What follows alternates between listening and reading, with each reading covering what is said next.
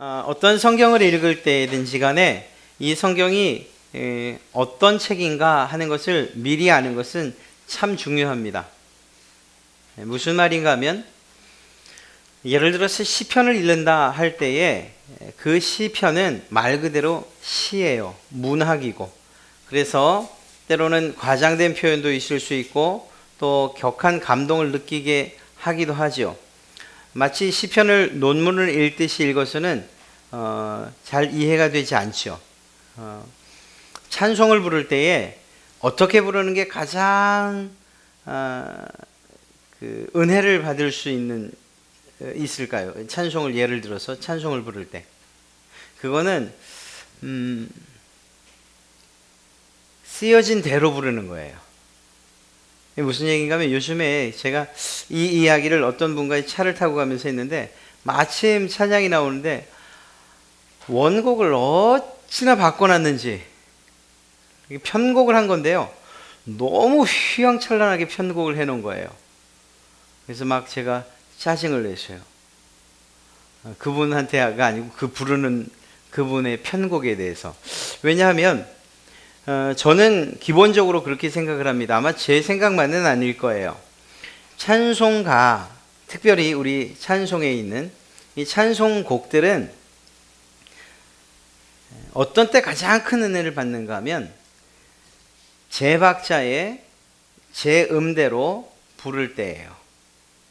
왜냐하면 이 곡을 지을 때 작곡한 사람이나 혹은 작사한 사람이 그 곡을 지을 때 받았던 감동이 있지 않습니까? 그 감동을 가지고 그렇게 글도 그리고 곡도 써내려 한 거거든요. 그러니까 할 수만 있다면 박자도 지켜가면서 부를 때 그리고 음정도 지켜가며 부를 때 그때 더 이 사람의 이 원곡자의 원저자 혹은 원작곡자의 그 마음을 우리가 좀 더 이해할 수 있는 거죠. 우리가 편한 대로 부를 수도 있어요. 대신 혼자 계실 땐 괜찮아요. 그러나 공공연하게 공적인 석상에서 내 기분대로 이렇게 불러나가는 건 이건 특별히 좋다 이렇게 이야기할 수 없어요. 무슨 얘기가 하면 써지던 당시 혹은 그때의 감동 이런 것들이 찬송뿐만 아니라 성경에도 나타난다는 거예요. 그래서 시편을 읽을 때에 그 시가 과연 어떤 배경에서 쓰여졌는가를 알면 그 시가 좀 더 가까이 마음에 와 닿을 수 있는 것이죠. 그런데 이렇게 감정을 가지고 썼은 또 그때 상황들을 하나의 단순한 시구지만 그러나 그 시구에 넣어서 그 한 구절을 통해서 감동을 전하고자 했던 이런 글들을 마치 논문을 읽는 것처럼 그렇게 딱딱하게 읽어 내려가서는 이 성경을 제대로 읽는다고 이해할 수 없는 거죠. 오늘 사실은 이 디도서를 이야기하면서 왜 이런 이야기를 하는가 하면 제가 누차 반복해서 말씀드려요. 이 디도서 혹은 디모데서는 목회 서신이라고 해서 목회 후보생들 혹은 지금 실제로 사역을 하고 있는 후배 목사들에게 사도 바울이라고 하는 걸출한 선배가 목회를 이렇게 해라 라고 보낸 글들이에요. 그러니까 이 디도서를 읽을 때에 어떤 관점에서 읽어야 하는가 하면 여러분들이 목회를 하고 있는 입장이다. 여러분들이 가르치고 있는 그런 입장이라는 그런 상황에서 이 글을 읽을 때에 좀 더 쉽게 이해가 가는 거예요. 이게 도대체 왜 이런 이야기를 했을까? 디도가 사역하고 있는 교회에 이런 사람들이 있었던 거죠. 그러니까 이 바울이 이야기하는 거예요. 너 그런 사람들 이러저러한 사람들 그런 사람들에 대해서 분명하고 명확하게 꾸짖어. 엄히 꾸짖어야 돼. 이렇게 얘기를 하는 거예요. 우리가 흔히 이 글을 읽을 때 아니 꾸짖는다니 아니 내쫓는다니 이런 일들이 어떻게 있을 수 있지? 이렇게 말하지만 그러나 이 상황으로 들어가서 디도가 사역하고 있는 그 교회에 거짓된 선지자들이 들어와서 교회를 풍비박살을 내고 그리고 디도를 향해서 막 공격을 해대고 할 때에 심약하고 특히 디모데 같은 경우에는 나이가 어리지 않습니까? 그러니까 마음이 그냥 확 무너져 내릴 수 있는 거예요. 그러니까 이 바울이 얘기하는 거예요. 너의 연수함을 없인 여기지 못하게, 네가 나이가 어리다고 다른 사람들이 깔보지 못하게 분명하게 말씀에 굳건히 서서 아닌 건 아니라고, 그리고 꾸짖을 건 꾸짖으라고, 내쫓을 건 내쫓으라고, 그렇게 이야기를 하고 있는 거예요. 그런 면에서 오늘 이러한 디도서를 읽어야 되는 거죠. 그러니까 관점이 우리가 쫓겨나는 사람 혹은 뭐 다른 어떤 것이 아니고, 내가 만약에 이 디도처럼 사역을 하고 있다면, 그렇다면 이런 일들이 생겼을 때에 사도 바울이 그런 입장이라면 이렇게 말하고 있는 거, 이렇게 대처하라고 이야기하고 있는 것이구나. 그리고 나서 우리의 삶에 적용을 시키는 거예요. 그리고 나서 우리 교회 안은 혹시 이런 일들이 없을까? 목회자적 입장에서, 혹은 가정을 이렇게 대표하는 그러한 가장이라면 우리 가정에는 혹시 이런 일들이 있지 않을까? 정말 말도 안 되는 하나님 말씀에 위배되는 그런 이야기들 누군가 한다면, 그러면 이걸 어떻게 처리할 것인가? 또 그걸 여기에 있는 대로 무조건 엄히 꾸짖는 것으로 그냥 끝내야 되는가? 잘못된 이야기에 대해서는 그렇게 하지만, 또 우리 가족들, 여기에서 말한다면 성도들, 우리 가족들에 대해서는 그렇다면 난 또 어떻게 돼야 되는가? 이렇게 그런 상황들을 좀 살피면서 보면 좀 더 우리에게 유익하게 되리라 믿습니다. 말씀드린 것처럼 그레데라고 하는 지역에서 목회하고 있는 디도에게 보낸 목회 서신이에요. 5절 말씀을 보면은 그레데에 떨어뜨려 두었다, 그레데에 남겨두었다, 이렇게 이야기를 하는데, 그 이유는 뭐냐? 남은 일들을 정리하고 내가 명한 대로 각성의 장로들을 세우게 하려 함이라는 말로서 이 디도에게 무엇인가를 요청하고 있죠. 그것은 무엇인가 하면 바로 첫째는 이 장로들을 세우는 일이었어요. 그래서 그러다 보니까 장로란 어떤 사람들이어야 하는가, 감독은 어떤 사람이어야 하는가, 감독의 자격에 대해서 이야기를 하고 있죠. 디도가 이런 일들을 잘 몰랐을 거 아니에요. 그러니까 장로 혹은 감독의 자격은 이런 사람들을 뽑아. 만약에 돈 갖고 오는 사람이 있어? 그렇다 하더라도 이런 조건에 맞지 않으면 그럼 뽑아서는 안 돼. 이렇게 이야기를 하는 거죠.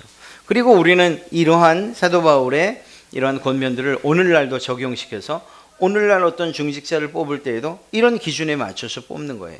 그렇게 우리의 지금 현 상황에 적용을 시키는 거죠. 디도에게 있어서는 이것이 매우 중요한 일이었어요. 이거 도대체 어떻게 해야 되는가?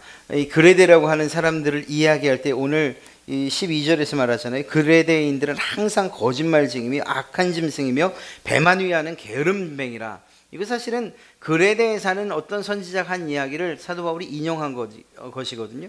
그러니까 그레데 사람들의 특징을 아주 이렇게 표현하고 있는, 거짓말자라고, 악한 짐승, 자기 배만 위하는, 자기 이익만을 챙기는 사람들, 이런 사람들 사이에서 장로를 뽑아야 된다?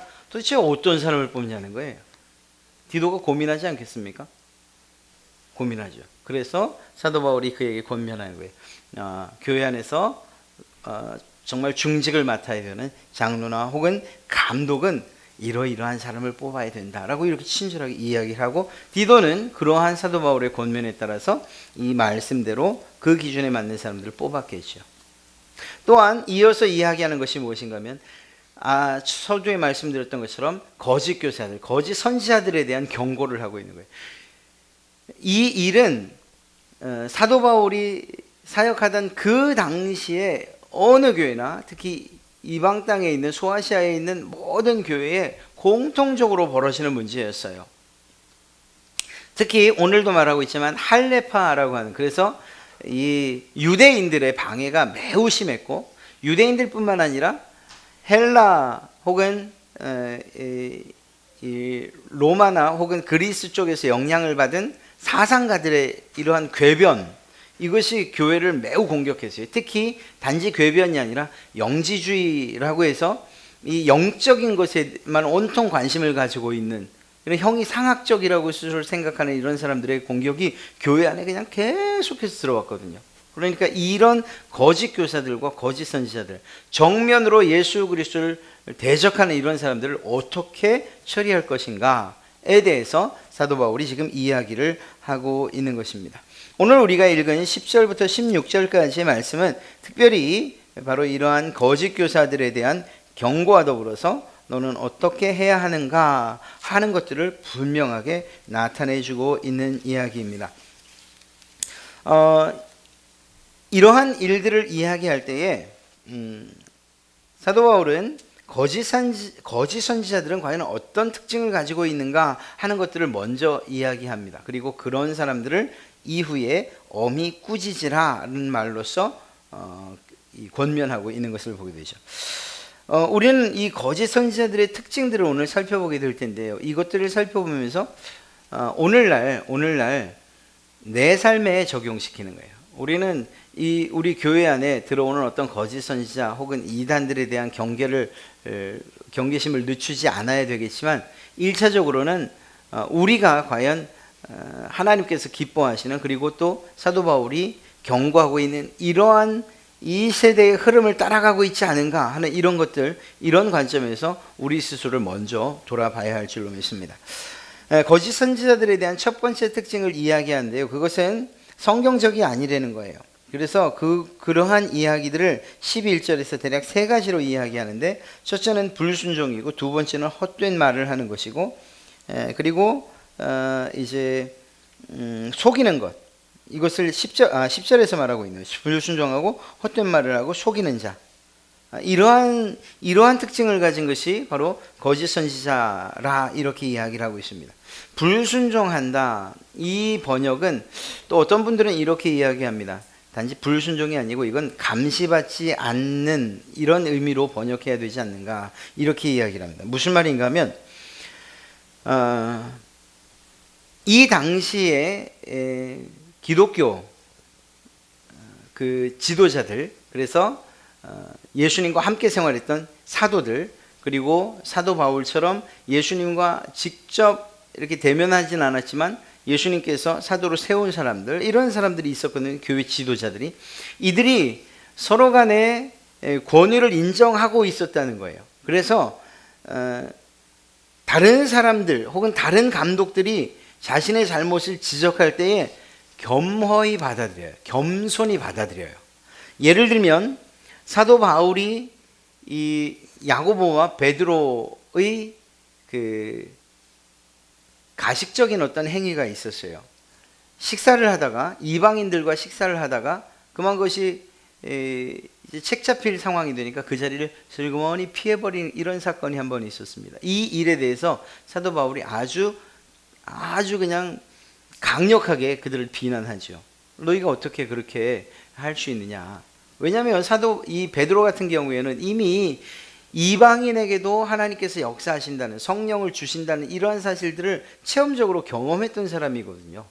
고넬료 사건을 통해서요.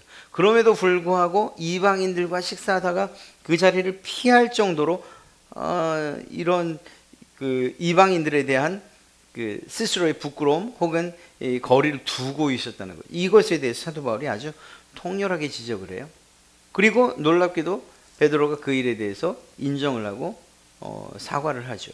이런 일들이 교회의 지도자들 안에서는 있었어요. 무슨 얘기인가 하면 자기의 권위, 자기의 종교적인 위치, 이런 것들보다 더 중요한 기준이 무엇이었는가 하면 하나님의 말씀이었던 거죠. 그래서 예수님께서 명령하셨던 그 명령과 그분이 하셨던 말씀의 기준에서, 그리고 하나님의 말씀의 기준에서 무엇이 옳고 그른가에 대한 분명한 기준을 가지고 있었기 때문에 정말 나보다 못한 사람이 나를 지적한다 하더라도 그것이 하나님의 말씀에 맞으면 그 말씀의 권위에 복종하는 거예요. 그런데 이 거짓 선지자들의 특징이 무엇인가 하면 이러한 불순종, 말씀에조차 불순종하고 더 나아가서 감시받는 것을 싫어하는 이런 일들인 거죠.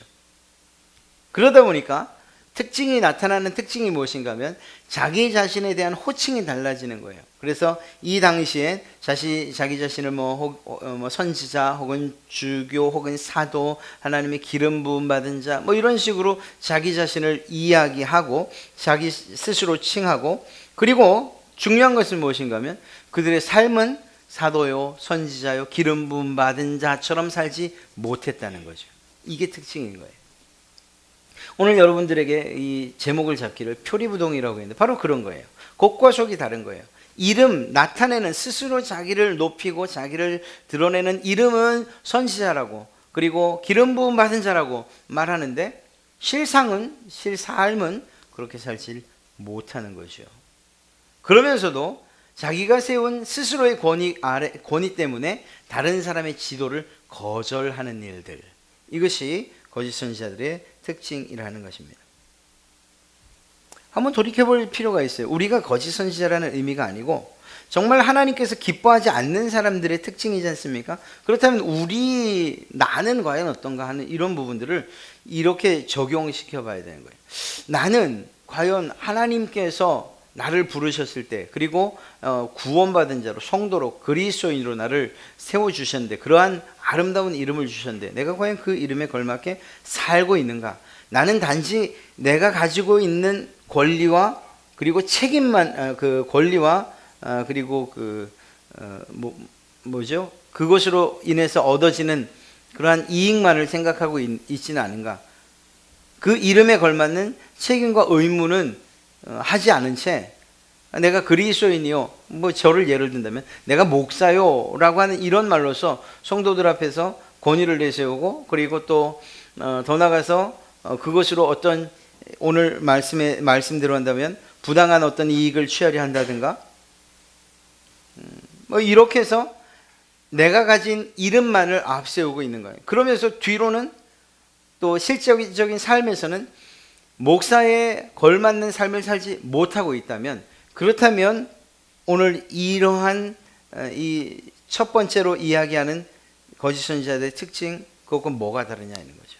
우리 그리스도인들이 스스로를 돌아봐야 하는 이러한 책임이 우리에게 있는 거예요. 우리 이름에 걸맞는, 그리스도인에 걸맞는, 하나님의 자녀에 걸맞는 그러한 삶을 우리가 살아가야 되는 거죠. 그래서 때로는 우리 성도들 사이에서 혹은 어떤 기관 안에서 정말 하나님의 말씀에 올바르고 그리고 바른 기준 하에서 어떤 문제를 제기하거나 혹은 책망을 하는 일들이 있다면 겸허히 받아들이는 일들, 순종하는 일들이 필요한 거죠. 그것이 정말 하나님의 말씀에 틀림이 없다 하면 말입니다. 그만큼 우리는 우리가 아무것도 아닙니다라는 그러한 마음으로 신앙의 삶을 살아가야 하는 거죠. 또 무엇을 이야기하는가 하면 이 거짓 선지자들은 헛된 말을 한다, 이렇게 이야기를 하고 있습니다. 헛된 말을 하며, 이 말은 비어있다, 헛되다, 부질없다, 이러한 의미를 가지고 있죠. 헛되다 이야기하면 어떤 성경이 딱 생각나십니까? 전도서. 예, 솔로몬 헛되다 이렇게 시작하고 끝에도 헛되다 이렇게 끝나는 성경. 이러한 이야기를 생각할 때 사실 분명한 사실이에요. 그것은 솔로몬의 경우엔 이 모든 것들을 다 이미 경험한 바죠. 그래서 모든 권력, 물질, 또 명예, 좋은 건지 모르지만 하여튼 여자니 하여튼 모든 것들을 다 누려봤어요. 그가 경험하지 않은 일들이 아마 없을걸요. 학문적으로도 최고봉에 올랐었을 거고요. 지혜 있는 사람 최고의 자리에 올랐고요. 하여튼 모든 것들을 경험해 보지 않은 것이 없는데 그가 결국 하는 말이 헛되다 이렇게 이야기하는 것이죠. 그것은 무엇일까요? 세상의 모든 것을 이야기하는 것일 겁니다. 세상의 모든 것. 그래서 철학이든지 학문이든지 부, 명예, 권력 이런 것들이 모두 부질없다는 이러한 사실들을 오늘 이 말씀을 보면서 우리는 딱 떠올리게 돼요. 요즘 벌어지는 일들을 봐도 그렇죠. 사실 국민들 마음에는 저게 제대로 밝혀지기나 하겠는가, 이게 왜 이런 의심을 하게 되는지 알 수가 없어요. 검찰이 나섰다 그러면 이제 뭔가 명명백백하게 밝혀지겠구나, 이런 믿음이 확 가야 되는데, 그거는 또 이게 이제 또 유야무야, 또 이제 또 저 어떻게 덮고 넘어갈까, 이런 걱정부터 앞서니 말이에요. 그런데 그거는 차치하고 모든 것들을 다 무소불위처럼 정말 휘두르는 그러한 권력을 가졌어도 조금 지나면 어떻게 다시 복권이란 표현은 그분에게는 좋은 표현도 아니에요. 그냥 다시금 제자리에 돌아오든지 아니면 감옥에서 살게 되든지 간에 다시 그 부와 명예를 어떻게 누리게 될지 모르겠지만 하여튼 잡혀가는 그 순간만큼은 참 불쌍하게 그지가 없어요. 안 됐죠? 안 됐다고 얘기하기에도 별로 오히려 제가 너무 과하게 표현을 하는 것 같아요. 안 되지도 않았어요, 사실은. 그런데 어찌됐거나 이렇게 그 붙들려서 재판을 받으러 혹은 이 구치소로 들어가는 그런 모양들은, 야, 세상에 권력이나 힘이라는 것도 시간이 지나고 상황이 변하면 아무것도 아니구나, 이런 거 알 수 있는 거예요. 대통령을 가지고서 이렇게 좌지우지했던 사람인데, 그래도 그 법 앞에서 그것들을 명백하게 밝히기 위해서 잡혀 들어가는 그런 모습은 보기 좋지 않고, 또 그것이 그런 결말을 설령 이곳에서 맞지 않았더라도 하나님은 그 정의와 공의의 하나님께서 그 부분을 분명히 심판하지 않으셨겠습니까? 하여튼 어찌되었거나 힘이 있다, 모든 것들을 누렸다, 혹은 명예롭다, 혹은 많이 배웠다 하는 이런 모든 것들도 결국은 마지막 가면 부질없다는 이러한 결론에 이르게 된다는 거예요. 제가 아는 교수님도 그런 이야기를 하더라고요. 정말 글을 잘 쓰고 책도 많이 내셨어요. 그런데 그런 얘기를 지나가는 말로, 내가 책 쓰면 뭘 하지? 이런 얘기를 하셔요. 뭐 하겠냐, 이 후진들, 우리 제자들이 많이 배우지요. 그 책을 통해서 배울 것들이 얼마나 많은데 그게 부질없다 하십니까? 그분 나름은 그런 거예요. 아니, 그건 좋은데 그 쓰다가 결국 난 죽고 나서 하나님 앞에 가면 이게 도대체 뭔 의미가 있는 거지? 나랑 무슨 상관이 있는 거예요? 이렇게 얘기를 하시더라고요. 그래도 계속 쓰고 계세요. 예. 하여간 모든 세상의 것들이 정말 고귀하게 여기는 그러한 일들이든 그렇지 않은 일들이든 헛되지 않은 것이 없다라는 거죠. 그런데 이 신약 성경에서는 사도 바울이 이런 의미로 이야기를 했는지 모르지만, 구약 성경에서는 조금 다른 의미로 이 헛되다는 것을 표현할 때가 종종 있습니다. 그것은 무엇인가 하면 우상에게 절하는 것, 하나님이 아닌 다른 어떤 것들을 섬기는 이런 일들을 이야기할 때 헛되다는 그런 표현을 썼어요. 무엇보다 참 중요한 건데, 하나님을 예배한다고 하면서 실제적인 그의 삶은 구별되지도 않고 거룩하지도 않고 성결하지도 않은 삶을 사는 사람들을 이야기할 때 헛되다, 이렇게 표현을 하고 있었습니다. 오늘 사실은 이 거짓 선지자들을 향해서 헛되다라고 말할 때 단지 부질없다, 또 뭐 비어있다, 의미 없다, 이런 걸 의미하는 것이 아니고, 구약 선지자들이 이야기하던 것처럼 자기들의 말로는, 그리고 이야기는 하나님을 예배한다고, 행동으로는 또 그렇게 예배한다고 말하는지 모르지만, 오늘 왜 그런가 하면 여기에 이제 헬라파에 대해서 이야기를 하고 있지 않습니까? 헬라파 가운데 특히 그러하다 해서 그 사람들의 특징을 이야기할 때 헛되다는 이야기를 써요. 할례파라고 한다면 유대인을 이야기하잖아요. 기본적으로 하나님을 믿는 것이 어떤 건지 아는 사람들이라고요. 이 말이 무슨 말이겠습니까? 할례파, 즉 하나님께 예배하는 사람들이지만, 그러나 그들의 마음과 그들의 삶은 이 하나님의 뜻과는 다른, 그래서 실제로 구별되지도 않고 거룩하지도 않고 성결하지도 않은 삶을 사는 사람들이기 때문에 사도 바울이 이들을 헛되다고 이야기를 하고 있는 거죠. 이런 헛된 일들이 우리에게 있지 않은가 또 돌이켜봐야 되는 거예요. 야, 이건 내 신앙생활이 나중에 하나님 앞에 가서 헛되다, 너 아무것도 아니다, 부질없었다, 이런 이야기를 듣는다면 참 그때 가서는 이 뒤로 이렇게 물러달라고도 하지 못하겠고 어떡하겠느냐는 거예요. 우리가 마음에 좀 새겨봐야 될 일 아니겠습니까? 내가 하고 있는 이 신앙생활이 헛되지 않기 위해서 오늘 무엇을 사도 바울이 요구하고 있습니까? 의미상 믿음의 삶을 사느냐? 예배하느냐? 예배의 삶을 살고 있느냐? 그렇다면 그 예배와 하나님의 말씀에 합당한 실제적인 삶을 살라는 거죠. 말과 그리고 행동이 다른 삶을 살지 말라는 거예요. 이것을 이야기하고 있는 거예요. 이것이 다르다면 그것을 헛되다고 이야기하고 있기 때문인 것이죠. 사랑하는 성도 여러분, 이건 오늘날도 우리에게 해당하는 말 아니겠습니까? 특히 디도에게, 혹은 저 같은 목사들이나 혹은 중직자들이나 더 강력하게 요구하고 있는 일 아니겠습니까? 왜냐하면 더 말을 많이 하잖아요. 바른 말만 하잖아요. 제가 여기서 바른 말 아니고 다른 말 하겠습니까? 가르치는 입장에 있는 사람들 바른 말 하죠. 바른 말 아니고서야 다른 말을 할 수 있겠습니까? 바른 말을 많이 하는 사람들, 그런데 그 바른 말을 하는 사람들의 삶이 실제적으로 말과 다른, 그래서 겉과 속이 다른 이러한 삶을 그리고 행동을 산다면, 그렇다면 그것이 무엇이냐? 바로 헛된 이야기, 헛된 말이 되고 만다는 거죠. 이러한 특징을 거짓 선지자들이 가지고 있었다라는 거예요. 특히 할례파가. 사랑하는 성도 여러분, 할례파가 어땠는지는 잘 모르겠어요. 그러나 우리는 그러한 삶을 살지 않아야겠다는 다짐을 해야 되는 거죠. 특히 구역장님들 뜨끔하시죠? 예, 구역장님들. 왜냐하면 굉장히 일주일에 한 번씩은 보고 읽든 뭐 어쨌든 간에 설교하시잖아요. 설교. 하나님의 말씀을 이 진리의 말씀을 그대로 전하시잖아요.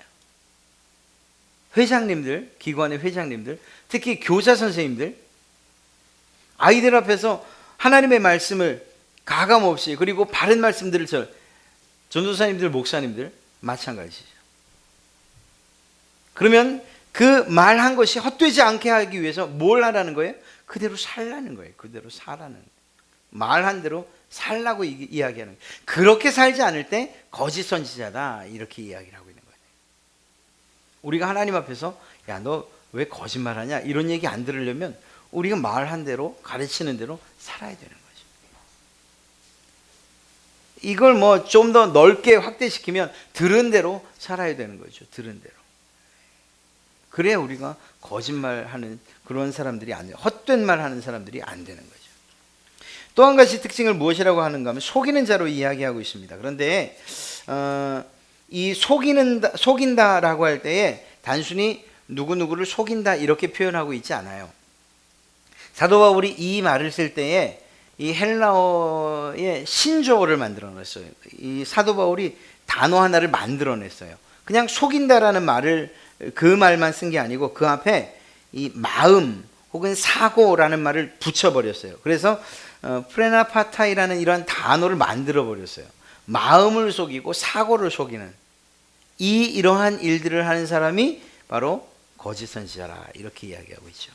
속인다는 것, 여러분 당시에 교묘히 성도들을 속였던 그러한 교사들을 표현한 그러한 단어라고 이렇게 이야기하고 있습니다. 맞는 것 같아요. 왜냐하면 그들은 앞서 말씀드린 것처럼 말하는 데는 아주 탁월한 사람들이었으니까 이 말을 가지고 속이는 거예요. 이게 오늘날은 어떻게 적용될 수 있을까 하는 생각을 한번 해봅니다. 그런데 실제적으로 하나님의 말씀 외에 다른 많은 것들로 이미 우리는 우리 스스로를 속이고 있어요. 아니, 속이는 시대예요. 굳이 그게 그렇게 해석돼야 됩니까? 라고 말하실지 모르겠지만 저는 그렇게 해석을 하고 싶어요. 무슨 얘기인가 하면 지금은 그런 얘기, 그 단어는 조금 많이 사라진 지 오래됐어요. 그런데 한참 몇 년 전, 조금 더 오래된 그 전에 마인드 컨트롤이라는 말이 얼마나 많이 나오는지 알 수가 없어요. 그리고 그 말 따라서 무슨 말이 나왔냐면 자기 최면, 혹은 그 뒤를 따라서 자기 암시, 그리고 그것들을 하는 방법들을 명상이나 참선 뭐 이런 것들로부터 찾기 시작했어요. 그리고 공통적으로 자기계발서에는 반드시 이것이 있어요. 그리고 요즘에 표현되는 말은 어떻게 표현되고 있는가 하면 긍정의 힘 뭐 이런 식으로 표현이 되죠. 여러분, 이것이 정말 사실이라면 얼마나 좋겠습니까? 물론 이 말이 긍정적으로 말해야 한다는 이러한 아주 가장 기본적인 이야기까지 부정하는 건 아니에요. 우리 그리스도인들이 맨날 한다는 이야기가 안 된다고 이야기하고 못한다고 이야기하고 하는 이런 부정적인 이야기 했어야 되겠습니까? 물론 하나님께서 우리와 함께 하시니까 한다, 할 수 있다고 말하는 것, 이런 가장 기본적인 긍정조차 부인하는 건 그건 아니에요. 그런데 이것이 하나님의 말씀, 그리고 하나님의 그 일하심, 이러한 능력보다 더 우선시되는 이런 일들이 많은 거죠. 그러니까 설교 특히 좀 강력한 비판을 받고 계신 분들 가운데, 예를 들면 조지 오웰 목사님이신가요? 조지 오스틴 목사님인가? 전 그것도 좀 기억해야 되는데 잘 못 기억하네. 긍정의 힘 쓰셨던 그분. 네. 뭐 그분 같은 경우에는 그분의 설교를 들어봐도 그렇고 책을 봐도 그렇고 하나님께서 하시는 일이라고 또 그러한 긍정의 이야기에 하나님이 역사하신다고 말해요. 그런데 정말 그러냐라고 보면 오히려 자기 최면이나 자기 주문, 자기 암시가 더 강력하게 이야기되고 있는 것을 지울 수가 없어요. 네. 그래서 내 자신을 스스로 믿는 이 자기 과신과 또 이러한 내용들이 더 강조되는 거죠. 그래서 저는 그렇게 생각을 하는 거예요. 이것이야말로 나를 속이는 것 아니냐. 우리에게 과연 능력이 있습니까? 여러분 우리 한번 톡 깨놓고 이야기를 해보세요. 내게 혹은 여러분 스스로에게 어떤 능력이 있으십니까? 우리 스스로를 깨끗하게 할 능력이 있습니까? 선하게 할 능력이 있습니까? 구원받게 할 능력이 있습니까? 우리에게 도대체 있다고 하는 능력이 무엇입니까? 우리의 삶을 변화시킬 수 있는 능력이 있습니까? 하루에 10번씩 거울을 보면서 넌 정말 잘생겼다 라고 이야기한다고 해서 잘생겨질까요? 제가 그게 사실이라면 저는 당장 해보고 싶은 말이 있어요. 너는 정말 이제부터 키가 클 거야 라고 얘기하고 싶어요. 근데 아마 그런 일들은 없을 거예요. 무슨 얘기인가 하면 하나님께서 우리를 향해서 내가 내 삶 가운데 역사하겠다. 그리고 하나님께서 하신다고 하신 이 일 외에 우리 스스로 내가 할 수 있는 일은 사실은 없어요. 우리가 구원받는 일조차도, 아니 우리가 생명을 유지하는 이 일조차도 우리 힘으로 할 수 있는 게 없어요. 사실은 이걸 인정해야 되는 거예요. 그럼 우리가 할 수 있는 일이 뭐냐고요? 죄밖에 없어요. 죄 짓는 거예요. 죄송합니다. 너무 비관적으로 얘기해서. 그러나 사실이에요. 이러한 시대 가운데에서 우리 사람에게 너무 많은 가능성을 두는 이 시대가 돼버리고 말았어요. 이 무슨 말인가 하면요. 존 메가더 목사님이라는 분이 양심실종이라는 책을 씁니다. 신학 시리즈 가운데 이제 그 양심실종이라는 게 있는데 그 내용인즉슨 이래요. 무슨 얘기인가 하면 1장에서 다루는 이야기를 제가 간략히 이렇게 이야기하면 그렇습니다. 1장 제목이 뭔가 하면 대체 죄에 무슨 일이 일어났는가라는 이런 제목을 가지고서 그 글을 시작해요. 그런데 그 1장 안에 무엇이 있는가 하면 죄에 대해서 속고 있는 현대인들의 문제를 제기하고 있는 거예요. 무슨 말일까요? 현 시대는 죄를 죄로 보지 않는다는 거예요. 죄를 질병으로 본다는 거죠. 질병으로 보는 이상 무슨 일이 결코 발생하지 않느냐? 죄의식이 생기질 않는 거예요. 질병으로 보기 때문에. 질병은 고쳐지는 거죠. 거기에서 죄의식을 느낄 게 아니고 고치는 거예요. 그러다 보니까 이러한 죄를 질병으로 그렇게 보다 보니까 결과적으로는 죄를 죄로 여기지 못하게 하는, 그래서 죄의식도 못 느끼고, 그러다 보니까 어떤 일이 생기는가 하면 죄를 회개할 이유도 없고 회개하지도 않는데 하나님의 은혜를 느낄 수 있겠습니까? 없다는 거예요. 그러니까 죄는 실제적으로 죄로 인식할 때에 이것을 해결하기 위해서 부단히 죄의식을 느끼고 그것 때문에 때론 고통스러워하고 마음 아파하고 이 문제가 마음에 큰 돌을 얹어놓은 것처럼 늘 짓누르고 있을 때 그럼 이걸 어떻게 해결합니까? 그래서 예수 그리스도 그분의 구속과 보혈의 공로를 우리가 의지하게 되는 거죠. 그분의 죄사함 그리고 그 죄사함의 은총을 느끼는 순간 우리는 그것으로부터 자유를 느끼고 하나님의 은혜와 예수 그리스도 그분께서 우리에게 베풀어진 그 사랑을 누리게 되는 거예요. 그때 깨닫게 되는 거죠. 그런데 이 세상은 점점 어떻게 이야기를 하는가 하면 죄는 죄가 아니에요. 단지 질병이에요. 그래 이렇게 얘기를 합니다. 술꾼과 마약 중독자들은 약물 중독이라는 자신의 질병을 치료하기 위해 병원을 찾아가면 됩니다. 심지어 매춘부에게 돈을 지불하는 하느라고 가족의 생계를 내팽개치는 어떤 남자가 있다고 칩시다. 이 사람에 대해서 죄인이라는 의식보다는 동정과 이해를 받아야 될 대상으로 간주하고 그 이유를 어디에서 찾느냐? 성의 중독자이기 때문이다. 이렇게 이 질병으로 취급을 하는 거예요. 음주? 그리고 사고를 쳤어요? 그러면 그 음주가 면죄부가 되는 거예요. 이 죄에 대한 값을 치르는 것을 약화시켜요. 그리고 본인 자신도 이 술 때문에 그랬습니다 라는 말로서 자기가 죄인이라는 사실, 더 나아가서 그 죄에 대한 죄의식을 상쇄시키는 거죠. 잊어버리고 사는 거예요. 여러분, 제가 이분이 하신 이야기가 정말인가 그렇지 않은가 한번 모든 일어나는 상황들을 좀 살펴보세요. 어떤 가족의 문제가 있을 때, 혹은 어떤 사람에게 문제가 있을 때 대부분 질병으로 인식하면 그에게 과연 어렸을 때 어떤 문제가 있지 않았는가, 혹은 자라오는 환경 가운데, 그러다 보니까 쓴 뿌리가 뭐냐, 그걸 빼내야 된다, 아니면 제거해야 된다, 이런 이야기들을 많이 해요. 좋아요. 그렇게 해서 한 사람이 다시금 회복되어지는 건 좋아요. 그런데 정말 중요한 것은 그렇다고 해서 죄가 아닌 것은 아니라는 거예요. 이렇게 질병으로 보게 하는 이러한 일들이 있는 한은 우리 스스로 죄를 지었음에도 불구하고 이건 내가 연약한 인간이기 때문에 이게 마치 감기 걸리듯이 질병에 걸린 것일 뿐이야 라고 스스로를 속이게 되는 거예요. 이렇게 속는 이상은 하나님 앞에 이 죄의 문제를 가지고 나가지 않는다는 거죠. 회개하지 않는 거예요. 치료를 받으러 가지 회개하러 가지 않는 거예요. 무슨 말씀인지 아시겠죠?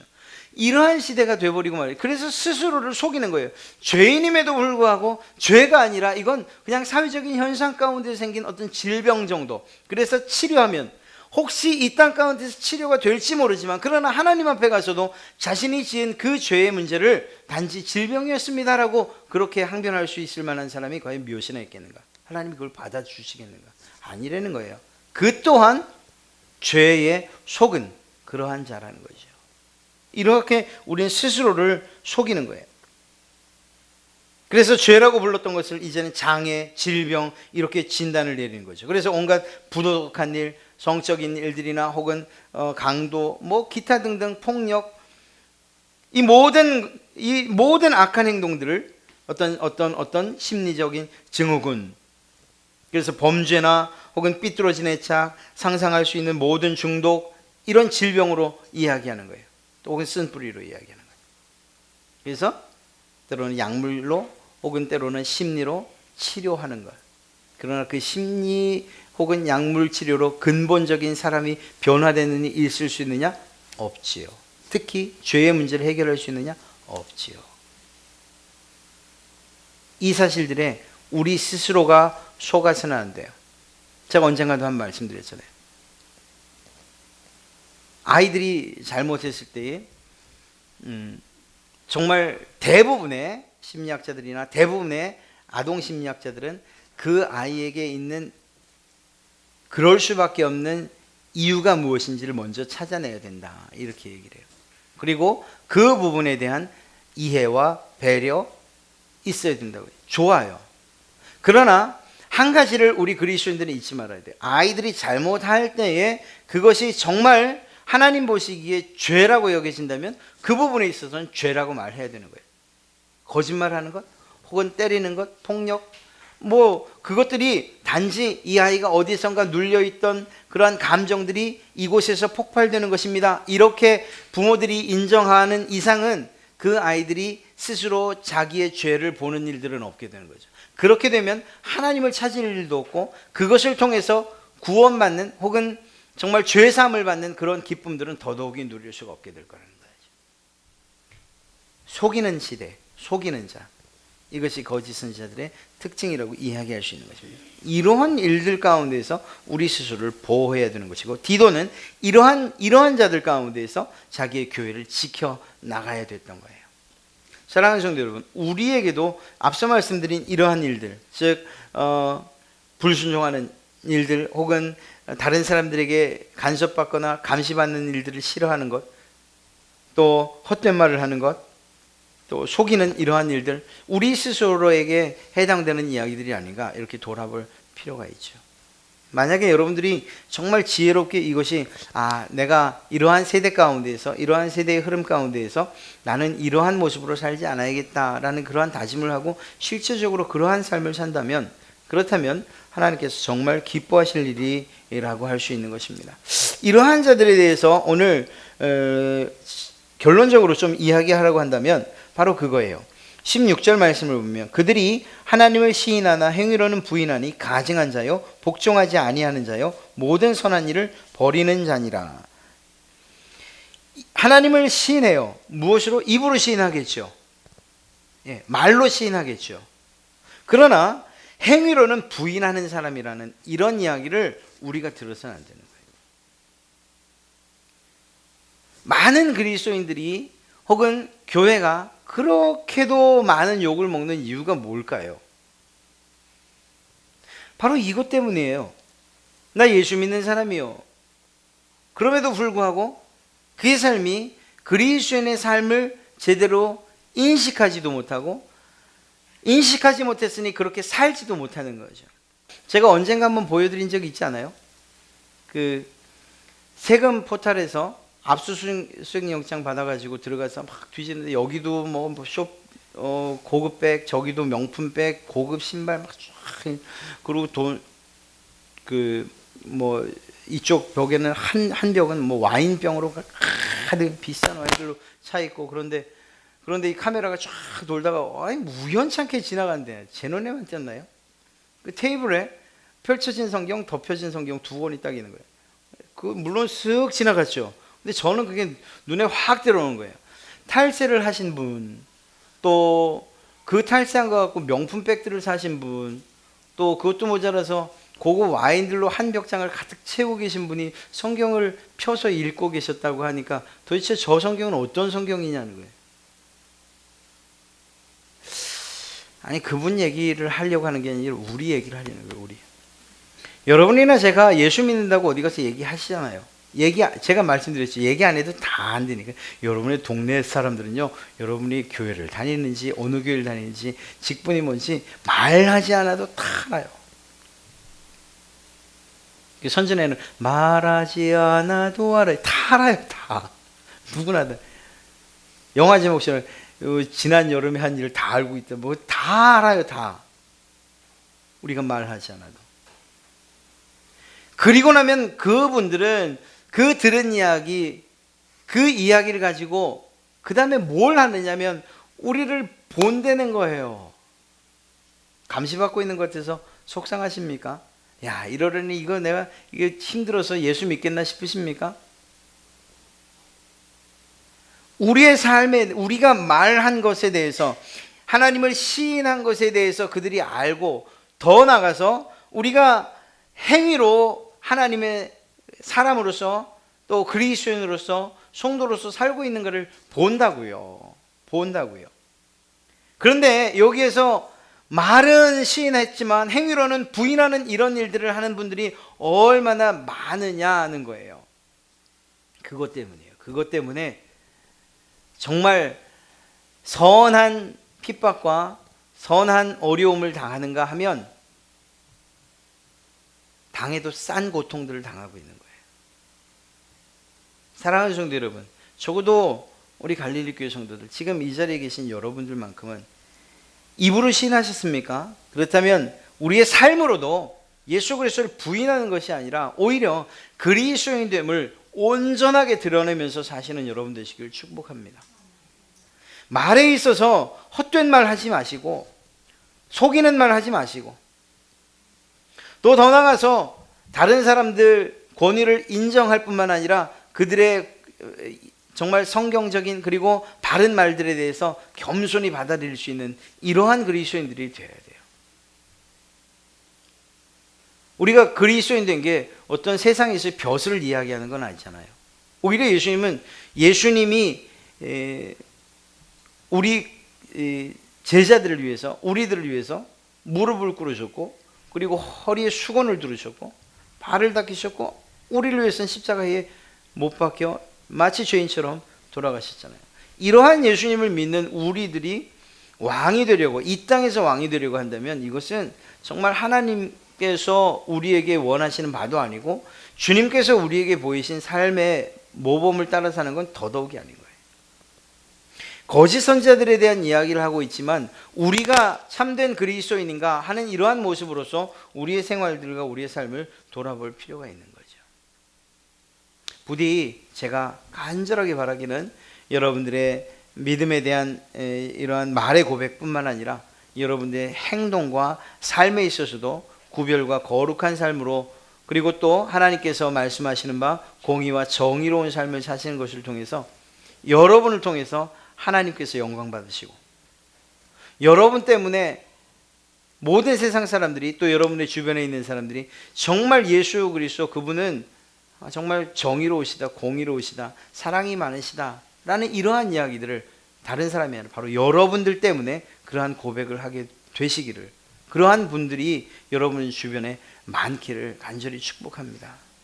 오늘 이러한 디도서의 말씀을 보면서 단순히 어떤 목회서신으로 뿐만 아니라 우리에게 하시는 말씀을 들어서 내가 과연 이렇게 거짓 선지자가 아니라, 거짓 성도가 아니라 하나님께서 기뻐하시는 참된 성도로서 살아가기 위해서 하나님은 오늘 내게 무엇을 말씀하시는가, 이러한 말씀으로 오늘 말씀을 들으셨다면 여러분의 신앙에 큰 유익이 됐으리라 믿습니다.